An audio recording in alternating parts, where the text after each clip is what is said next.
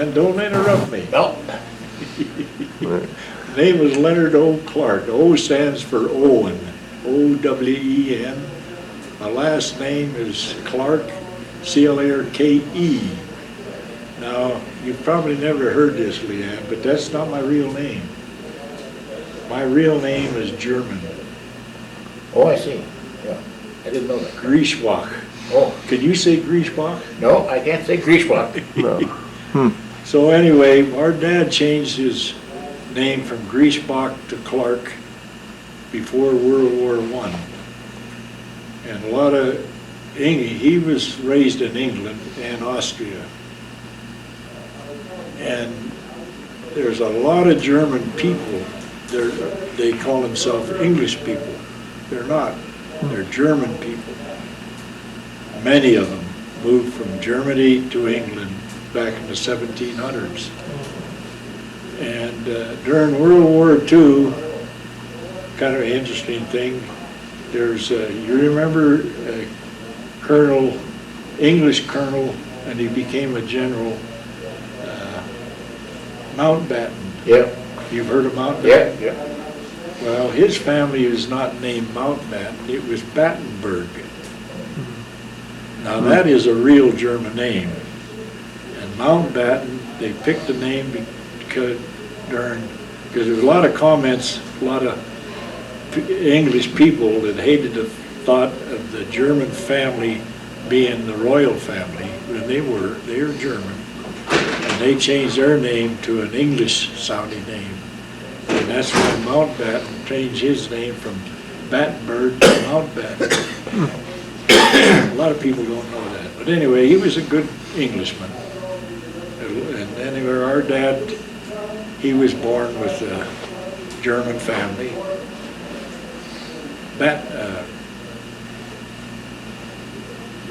Griesbach. And there were not many Griesbachs in Germany. They were kind of an uncommon name. But anyway, he did. And his dad was a full colonel in the British Army. And our dad, with the name of Mountbatten, served in the English Army as Griesbach. And then that was during an Irish rebellion. Then the families could buy an English soldier, his family or himself, if he had any money, he could buy his way out of the English Army. You know, if they paid the royal family a certain sum, they could buy their way out. I see. Take the uniform. And then he was on a freighter, and they landed in the freighter as a crewman, and he landed in South Africa during the Boer Wars. And he didn't like that name, Griesbach, a German name, and his traveling buddy, and they were just seamen, they decided to enlist in the British Army again. They'd both been in the Army in Ireland. And he took this, his buddy couldn't get in the Army because of heart murmur or something such as that. So he took his buddy's name, Clarke, and joined the British Army and fought on the British side in the Boer War. So that's how that name got changed. Well, that's interesting, yeah. So anyway, then he was in the five different armies in the world. Oh, He was your dad? My dad, yeah. Some of it, twice he was in, no, just once as a Griesbach name, this German name. And the rest of it was under the name Clarke, as far as I know. So then I was born, my mother is from Canada, she's born in Canada. My dad was born in England, but he was educated in Austria because some of the family was still there. And I think in both places, to be honest. And then they moved to the States from Canada. My mother and father got married and had 2 girls and a boy. They were born in Canada. And And then family moved to California. And I have an older brother who has since died, was born in Sacramento Valley, farm country. And then they moved to Eureka, and I was born there, and the rest of them. And basically, that's where I'm from. I was born there in Eureka. In 1919, which makes me a lot younger than you are, Leon. Many years. Well, You don't like that. I don't argue that. Well, how'd you go through high school, and then how'd you get the... Well, I went to, I never went to college. I went to through high school and was drafted into the Army, field artillery at Fort Sill, Oklahoma. And it was there that I transferred to the Army Air Corps. They were looking for guys that take training as pilots or bombardiers or navigators. And I finally graduated in 1943, July of 43, I guess, as a pilot. And then I didn't want to miss out on the war because I knew the war was going to soon end. So rather than taking advanced training into flying whatever, I went over as a co-pilot on a crew. What type of plane? B-24. The best of the two. Yeah. Why are you laughing? It's true. That is true. It's so much better than that B-17. That B-17 was so difficult to build because it had all these beautiful feminine outline, with curves and round. It didn't have that boxy shape that we had a good airplane would have, so it could carry more. And you could walk, you could stand up without bumping your head. And so I was proud of the fact that I flew a B-24. Where'd you go, to England or Italy? No, I went to England, Italy first for a few short months. I can't remember the length of it. Probably about 15 missions, I think. And then they transferred our crew. They had a program in Army Air Corps where they had people flying bombers out of England and Italy, and North Africa, and some brain sitting back in Washington decided we ought to exchange a crew, one from England to go to Italy, and pick one to go from Italy to England, and exchange ideas. And in a way, it sounds like a good idea. Now, if you was a commander of a group in Italy and a group, another guy similar to you, and you're a commander of one in Italy, which crew would you take to give to this other outfit? You're not going to pick your best crew. That's right. You're going to pick a crew that you could care less for. He's not very bright. Why would they want to get rid of you? I knew why they wanted to get rid of us, because we weren't much good. If we didn't have a lead ship out there to follow, we'd get lost to start with. And that's a bad deal.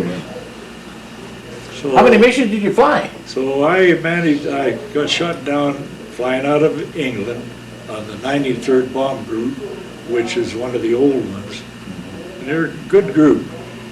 And I got shot down on my 33rd mission. And I was planning on going 35 and then transferring to a fighter outfit if I could. So you flew more missions than the average, 33? I probably so, yeah. Anyway, I survived. When you got shot down, what did you get shot down with? Flak or fighters or? I think it was a combination, which is... A lot of planes shot down that day? I never knew. No. We went to Munich, and I didn't know, but they picked me out.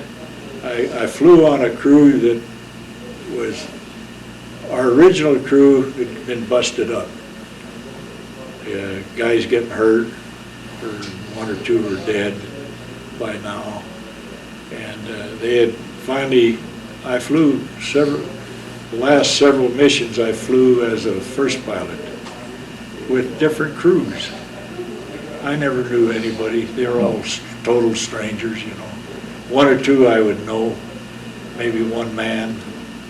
But they were generally crews that were just composed of those that survived. What, did you shoot, bear shoot out then, or Yeah. over, where about? Near Munich?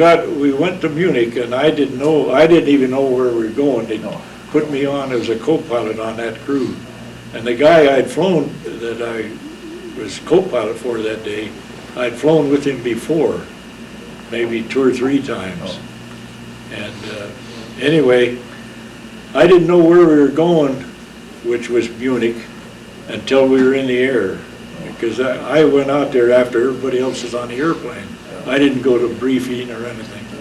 And so I was kind of not too happy. I'd just come off of a 3-day pass in London, and I had a headache like you normally would have, you know, kind of sick because you've been drinking this bad booze. And anyway, we got in the air, and we went, and I asked him, where are we going? And then we're up there and getting in position in the formation. The pilot told me where we were going.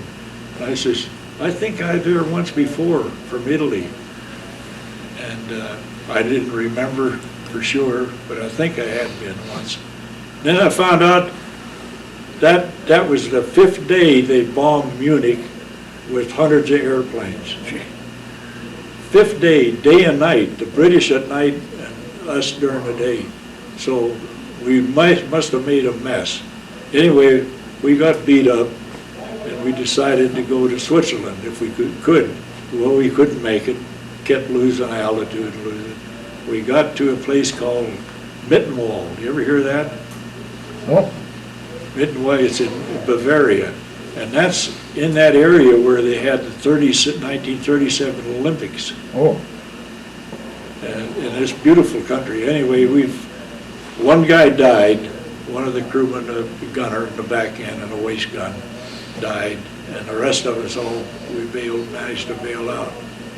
And not hurt in any way to be concerned about. And that's where I ran into you. And So they picked us up, you picked you up, they took you to Barth. Did they interrogate you? oh yeah, we all went to the same place. Yeah. I can't remember what they called it. Yeah. It was an interrogation spot. And then they sent you, then you ended up at Stalag Luft 1 at Barth, Germany. Yeah. So that, and the Russians liberated us. Yeah. We came home. Yeah. That it? Well, I tell you, what do you think about the world now, today? What do you think do the young people today? They don't know anything.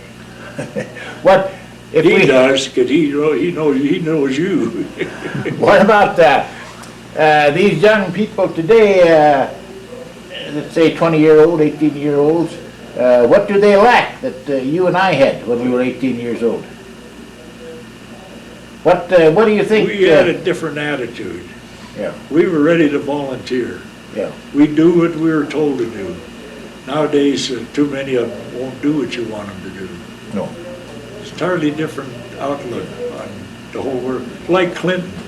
Did Clinton come, he went to Bosnia? Did you know that? You must know that. Well, yeah, I know. You knew that. Do you know what he done? He went to Bosnia and he's speaking to these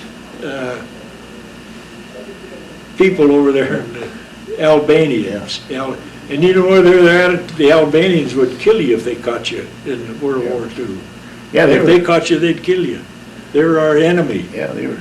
They're Muslim, which a lot of Americans are, but they don't have that mean attitude. And Clinton went over there, and in his speech to the Bosnians, the Albanians rather, he says, you people have to learn to love one another. Well, that was just speaking of love, did you ever get married? No, I lived with a couple of women, but what are you doing now for excitement? I spend my time going to doctors' offices for, checking. Reading magazines and so on in the doctor's office? And the other half of my life I spend going to drugstores.